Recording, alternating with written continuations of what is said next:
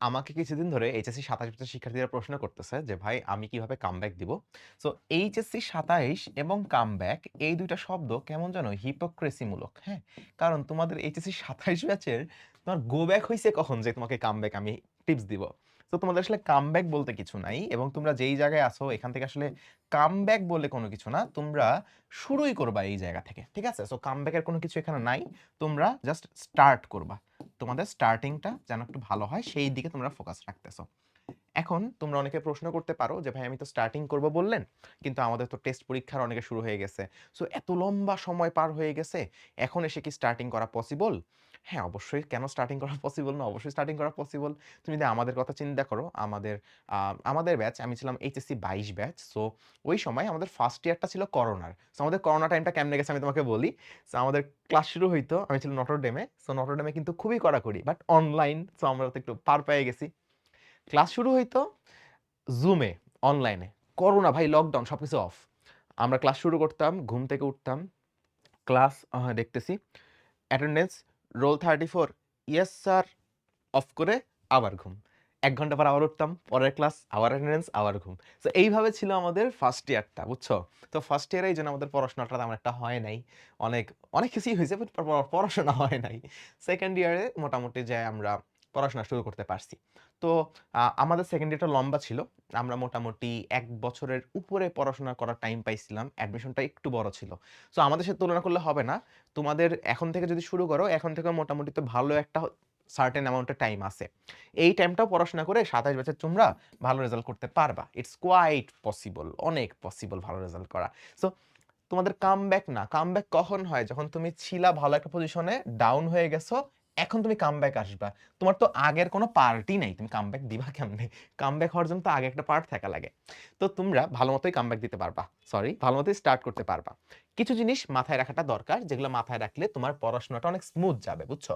আমি একটা ছোট্ট একটা টিপস দিয়ে দেই, তারপর তোমাদেরকে আমি ছেড়ে দিব। ২৭ ব্যাচের ক্ষেত্রে তুমি যদি ২৭ ব্যাচ হও, আগে এটা ফাইন্ড আউট করার চেষ্টা কইরো না যে তুমি মেডিকেল ব্যাকগ্রাউন্ডে যাবা না বুয়েট ব্যাকগ্রাউন্ডে যাবা না কি। আমি একটা জিনিস শুনছি মানে যেগুলা ডু নটস, হ্যাঁ?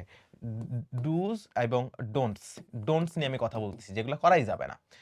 তো আমি দেখতাম যে ১ম এ তারা ফাইন্ড আউট করত যে, "ও হ্যাঁ, আমি তো মেডিকেলে পড়বো বা আমি তো হচ্ছে বুয়েটে পড়বো।"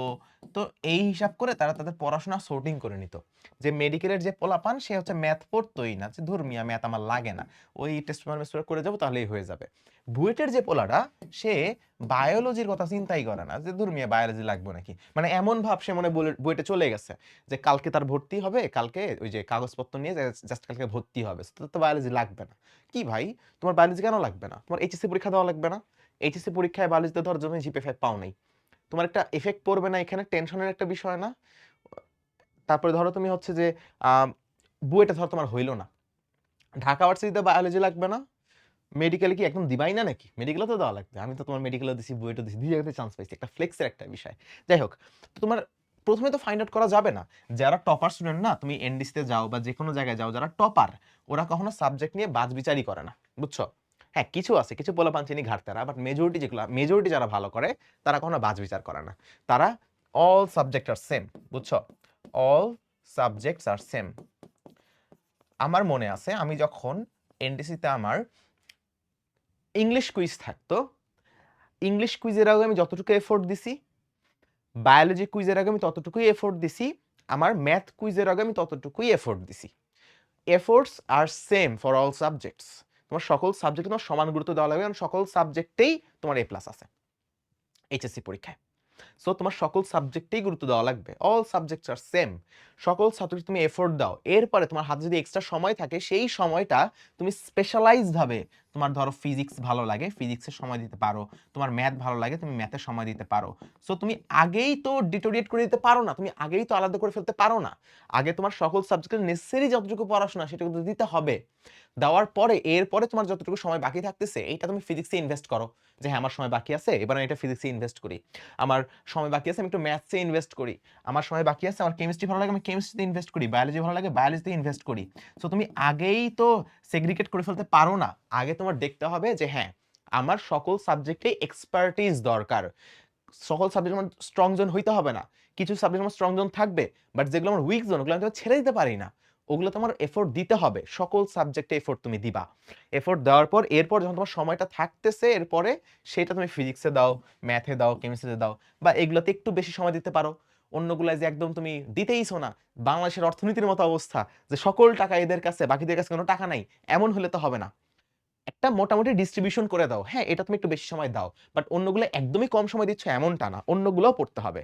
এটা করো, বুঝছো? তাহলে দেখবা যে তোমার এইচএসসি অনেক ভালো যাবে। তুমি যেকোনো ভার্সিটিতে তুমি ভালো করতে পারবা। যদি তুমি তোমার আগামী কয়েক বছর তুমি এভাবে পড়াশোনা করো। আরেকটা যেটা ডোন্ট, যেটা আমার মানে মানে কেমনে বুঝাই জিনিসটা, তুমি যখন পড়াশোনা করবা এখন থেকে, আচ্ছা যেটা বলা দরকার এখন থেকে, ওয়ান শটের সময় আসে নাই। ওয়ান শট হচ্ছে একদম অন্তিম মুহূর্তের, এটা আইসিইউ, এটাকে আমি বলি আইসিইউ, মানে মরে যেতেছে এই অবস্থায়, আইসিইউ জনিত অবস্থায় তখন তোমরা ওয়ান শট ইউজ করবে। এখন তোমরা কেন ওয়ান শট খুঁজো, দেখারও তো দরকার নাই।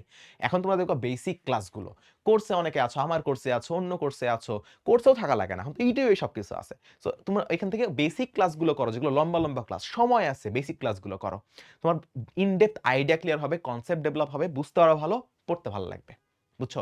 ওয়ান শটে অনেক কিছু ছাড়া দিই, আমরা নিজেরাও তো ওয়ান শট নেই ভাই, আমরা তো অনেক কিছু ছাড়ে দিই, যেগুলো দরকার নেই, এগুলো পরীক্ষায় আসে না, বাদ দিই। বাট ওই পার্টটার দরকার কোথায়, বুঝার জন্য দরকার। সো ওয়ান শট তোমার দরকার নেই, এখন তুমি ওয়ান শট খুঁজবাও না, তুমি এখন তুমি বেসিক ক্লাসগুলো দেখবা। কোর্সের ক্লাস হতে পারে, অফলাইনের ক্লাস হতে পারে, কলেজের ক্লাস হতে পারে, কিংবা ইউটিউবের ক্লাস হতে পারে, যে কোনো জায়গায় হতে পারে। ঠিক আছে? এরপরে যদি আমি আসতে চাই যে আর কি কি কি জিনিস এসএসসি 27 ব্যাচের তোমরা করবা না, তোমরা হ্যাঁ, যে কোনো জিনিস ফলো করবা না। অনেকেই তো বলে এটা করো, আমি তো বলছি ওটা করবা না। আরেকটা জিনিস যেটা তোমরা করবা না সেটা হচ্ছে অবশ্যই অবশ্যই মাথায় রাখবা যে অল সাবজেক্টের সেম, আচ্ছা ওয়ান শটের টাইম আসে নাই। আর সবচেয়ে গুরুত্বপূর্ণ হচ্ছে প্র্যাকটিস। তুমি যার কাছেই পড়ো, যেই টিচারই পড়ো, সকল টিচারের কন্টেন্ট সেম। হ্যাঁ, এখন প্র্যাকটিস করতেছো না এটা যেন না হয়। এবং প্র্যাকটিস তো প্র্যাকটিস, সময় ধরে প্র্যাকটিস করতেছো না। তোমার প্র্যাকটিস করো, বাট সময় ধরে প্র্যাকটিস করো না, এটা করা যাবে না। ঠিক আছে? এবং সকল সাবজেক্ট সকল টিচারই ভালো পড়ায় ভাই। ভাই দেখো, একটা টিচার যখন পড়ায় সে মোটামুটি অনেকগুলো টিচারের কন্টেন্ট নিয়ে দেখে যে অন্যান্যরা কিভাবে পড়াইছে, আমার যেন কোনো কিছু মিস না যায়। সো সবাই সবকিছু তোমাকে পড়ায় দিবে। কন্টেন্টে তুমি কোথাও কম বেশি আহামরি এমন একটা পাবা না। হ্যাঁ, যদি ভালো টিচারের কাছে পড়ো, মোটামুটি রেপুটেড একটা বড় কোনো জায়গার টিচারের কাছে পড়ো, বা বড় কোনো টিচারের ক্লাসগুলো করো, সেমই পাবা। বাট পার্থক্য যেটা, সেটা হচ্ছে এইটা পড়ার পর তুমি নিজে কি করলা? বুঝছো? তুমি নিজে প্র্যাকটিস করতে হবে সময় ধরে। তা না হলে হবে না। কারণ দেখে, দেখে তো লাভ নাই। Life is not a movie my friend. Life একটা প্র্যাকটিক্যাল একটা জিনিস। তুমি মুভির মতো ক্লাস দেখলে তো হচ্ছে না। প্র্যাকটিক্যালি এটা প্র্যাকটিস করতে হবে। তোমার মেইন বুক বলো, সব জায়গায় বলো, প্র্যাকটিস করা লাগবে এবং অবশ্যই সময় ধরে করা লাগবে। পরীক্ষায় কেউ কখনো দেখে না তুমি এটা পারো নাকি পারো না। পরীক্ষায় সবাই দেখে সময়ের মধ্যে পারো নাকি পারো না। বুঝছো? সো সময় ধরে প্র্যাকটিস করবা, যাই প্র্যাকটিস করো। ৬০ টা এমসিকিউ আছে, ৬০ টা এমসিকিউ যখন তুমি করতে বসবো বইয়ের, তখন ৬০ টা এমসিকিউর জন্য তুমি ৪৫ মিনিট বা ৪০ মিনিট বা ৩০ মিনিট সময় ধরে নাও। তারপর করো। পারো নাকি পারো না দেখো, তোমার অবস্থাটা দেখো। না পারলেও কোনো সমস্যা নেই, দ্যাটস ওকে। এরপরে তুমি পরের বার চেষ্টা করার সময় সময়ের মধ্যে করার চেষ্টা করো। That will help you. বুঝছো? এই ৩ জিনিস মাথায় রেখো। তাহলে তোমার কখনো কামব্যাক এর কথা চিন্তা করা লাগবে না। তোমার কখনো গো ব্যাক হবেই না, কামব্যাক কি। ঠিক আছে? ওকে। ভালো থেকো সবাই। আল্লাহ হাফেজ।